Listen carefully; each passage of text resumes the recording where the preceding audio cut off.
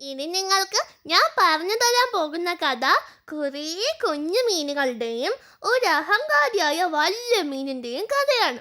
ഞാനാണ് വലിയവൻ എന്ന് അഹങ്കരിച്ചിരുന്ന ആ മീനിനെ പറ്റിയ അപകടം നമുക്കൊന്ന് കണ്ടാലോ?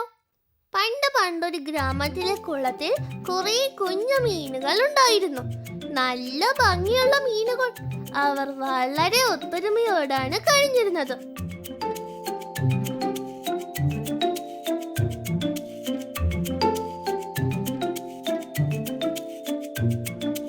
ആ കുളത്തിൽ തന്നെ വേറൊരു വലിയ മീനും ഉണ്ടായിരുന്നു.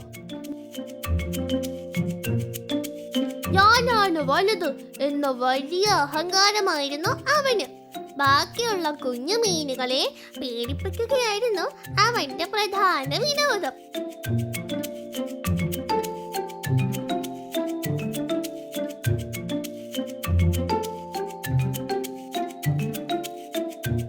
അങ്ങനെ ഇരിക്കെ ഒരു ദിവസം ഒരു മീൻപിടുത്തക്കാരൻ കുളത്തിനരികിലെത്തി. ആഹാ, ഇവിടെ ധാരാളം മീനുകളുണ്ടല്ലോ. കൊള്ളാം, കുറെ നാളത്തേക്ക് കുശാലായി. എല്ലാത്തിനെയും പിടിക്കണം. നാളെ വലയും കൊണ്ടുവരാം. ഇതും പറഞ്ഞുകൊണ്ട് മീൻപിടുത്തക്കാരൻ അവിടെ നിന്നും യാത്രയായി. ഇതെല്ലാം കേട്ടുകൊണ്ട് നിൽക്കുകയായിരുന്നു അവിടുത്തെ കുഞ്ഞു മീനുകൾ. അവർക്ക് വളരെ സങ്കടമായി. കൂട്ടുകാരെ, നമ്മളിനി എന്ത് ചെയ്യും? നമ്മൾ എല്ലാവരെയും പിടിച്ചുകൊണ്ട് പോകും. അയ്യോ, എനിക്ക് ആലോചിക്കാൻ കഴിയുന്നില്ല. നമ്മൾ ഇനി എന്ത് ചെയ്യും?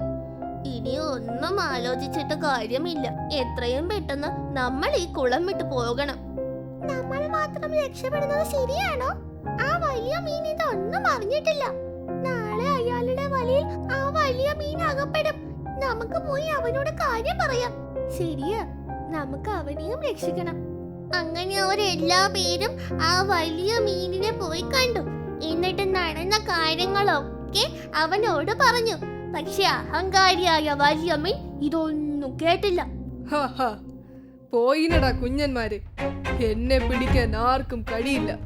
ഞാനിവിടെ നിന്നും എങ്ങോട്ടും വരില്ല. ഞാൻ ഈ കുളത്തിൽ തന്നെ താമസിക്കും. നിങ്ങൾ ഇവിടെ നിന്നും ഓടിപ്പോയിക്കോ, പേടിത്തൊണ്ടന്മാർ. അങ്ങനെ കുഞ്ഞു മീനുകൾ അവിടെ നിന്നും ഓടി രക്ഷപ്പെട്ടു.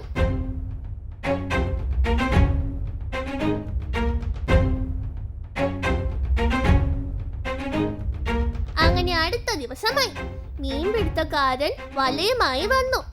അവൻ വല കുളത്തിലേക്ക് ഇട്ടു. കുളത്തിലുണ്ടായിരുന്ന വലിയ മീൻ ആ വലയിലായി.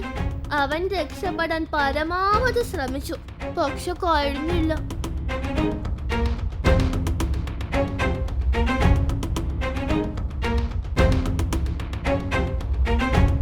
അപ്പോഴാണ് അവന് പറ്റിയ അബദ്ധം അവന് മനസ്സിലായത്. കുഞ്ഞു മീനുകൾ പറഞ്ഞത് അനുസരിച്ചിരുന്നെങ്കിൽ എനിക്ക് ഈ ഗതി വരില്ലായിരുന്നു. എന്റെ അഹങ്കാരമാണ് എല്ലാത്തിനും കാരണമെന്നോർത്ത് അവൻ ദുഃഖിച്ചു.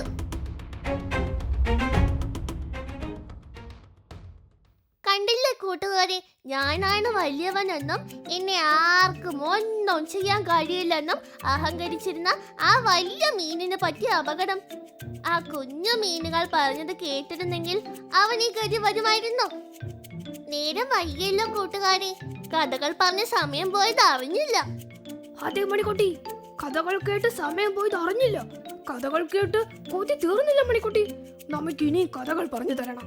ഇന്ന് ഇത്രയും മതി. നിങ്ങൾക്ക് തിരിച്ചു വീട്ടിൽ പോകാൻ സമയമായി. ഇനിയും നമുക്ക് വീണ്ടും കാണാം. ഇനിയും കുറേ പാട്ടുകളും കഥകളും പറയാനുണ്ട്.